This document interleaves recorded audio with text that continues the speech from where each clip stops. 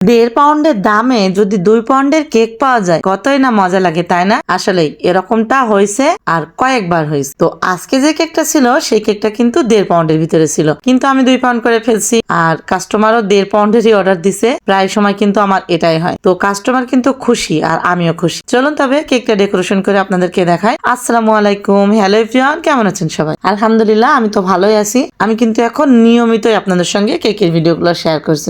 অনেক বেশি সুন্দর সুন্দর কেক আছে আমার ফোনের ভিতরে আছে। কাস্টমার তো খেয়ে দিয়ে রফা দফা সে ফোনের ভিতরে অনেক অনেক সুন্দর সুন্দর কেকের ভিডিও আছে। অবশ্যই আমার আইডিতে চোখ রাখবেন, পেজে চোখ রাখবেন, অবশ্যই সবগুলো কেকের ভিডিও এক এক করে আমি দিয়ে দিব। তো আজকের এই কেকটা যখন অর্ডার আসছিল তারা কিন্তু 1.5 পাউন্ডের অর্ডার দিছিল।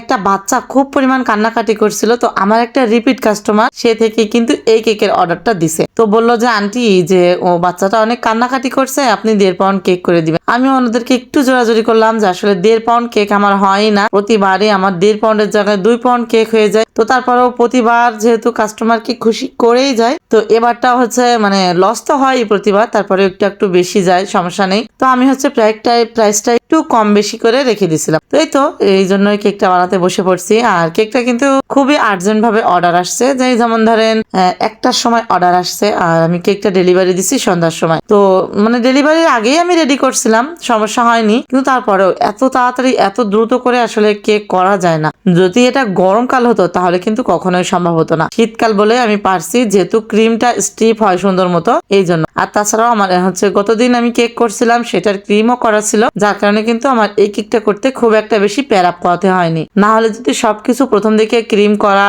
কেক করা সবকিছু করতে হতো, তাহলে কিন্তু আমি এই টাইমের ভিতরে কখনোই করতে পারতাম না। যেহেতু এটা ফ্রিজে রাখতে হয়, আবার বের করতে হয়, আবার কাজ করতে হয়, এরকম ভাবেই করতে হয়। তো যাই হোক, অনেক কথাই তো বলে ফেললাম। বলতে বলতে কিন্তু আমি আমার কেকটা ডেকোরেশন করব, ফিনিশিং দিয়ে নিছি। এখন হচ্ছে ডেকোরেশন করার পালা। তো এই কেকটা যে কাস্টমার যে অর্ডার দিছে, সে হচ্ছে আমারই একটা করা কেকের ছবি আমার কাছে দিছে যে আন্টি এই কেকটার মতো করে দিবে। তো সেটা ছিল 1 পাউন্ডের একটা গোল কেক, রাউন্ড শেপের একটা কেক ছিল। আর এটা যেহেতু 2 পাউন্ড হয়ে গেছে, তো আমি এটা লাভ শেপের ভিতরে রাখছিলাম, যেহেতু তাড়াহুড়োর ভিতরে ছিলাম। সিম্পল ভাবে আমি মনে হয় যে লাভ শেপের ভিতরে খুব সহজেই 2একটা গোলাপ বা 2একটা চেরি কিছু একটা দিলে কেকটা একদম অসম্ভব সুন্দর হয়ে যায়। তো এই কেকটা যেহেতু ছিল গোলের ভিতরে, আমি এখানে লাভ শেপ করছিলাম, একেবারে খারাপ লাগছিল না। তো আপনারা একটু বলবেন অবশ্যই যে কেকটা কেমন হলো। আর যদি এরকম ধরনের কেক নিতে চান, অবশ্যই কিন্তু আমাকে ইনবক্সকে অর্ডার দিতে পারেন। তো যাদের কাছে আমার নাম্বার আছে তারা তো নাম্বারে কল করেই অর্ডার দেয়, আর যাদের কাছে নাই তারা ইনবক্স করতে পারে। তো এই কেকটা যেমন অর্ডার দিছিল ওরা, তেমনই আমি করে ফেলছিলাম। অনেকটা করে ফেলছি, অনেকটা।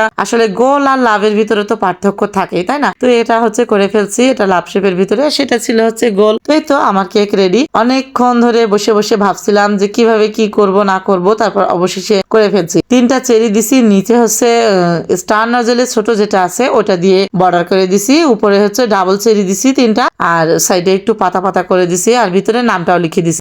যে বেবিটা কান্নাকাটি করছিল জন্মদিন পালন করবে বলে, সেটার আসলে জন্মদিন পালন করানো অনেকে অনেক রকম ধারণা পুষে রাখে। তো আমি বলবো যে সবকিছুই মানা উচিত, শুধু জন্মদিনের ক্ষেত্রে যে নিষেধাজ্ঞা, এটা আমার মতে ঠিক নয়। তো আপনাদের যার মতে যা লাগে সেটাই করবেন অবশ্যই। তো আজকের এই কেকটা কেমন লাগলো অবশ্যই কিন্তু কমেন্ট করে জানাবেন। আর আমার ভয়েস কিন্তু আগাগোড়াই খারাপ, সবাই একটু ইগনোর করবেন, কেকটা দেখবেন। কেক দেখলে আমি খুশি, কেকে যদি ভিউজ আসে, যদি আপনারা কমেন্ট করেন, মন্তব্য করেন, আমি অনেক খুশি হব। তো এই তো 2 পাউন্ডের এই কেক, 1 পাউন্ডের 1.5 পাউন্ডের দামে 2 পাউন্ডের কেক পেয়ে কাস্টমার তো অনেক খুশি, তো আমিও অনেক খুশি। যাই হোক, কেকটা কেমন লাগলো সবাই কিন্তু কমেন্ট করে জানাবেন। ভালো লাগলে একটু লাইক কমেন্ট শেয়ার করে দিবেন। আর এই যে আইডিটা বা পেজটা যেটা থেকে দেখে থাকেন না কেন, ইউটিউব চ্যানেল থেকে দেখে থাকলেও সেটা অবশ্যই একটু সাবস্ক্রাইব করে দিবেন। আজকের মতো বিদায় নিয়ে নিলাম, আল্লাহ হাফেজ।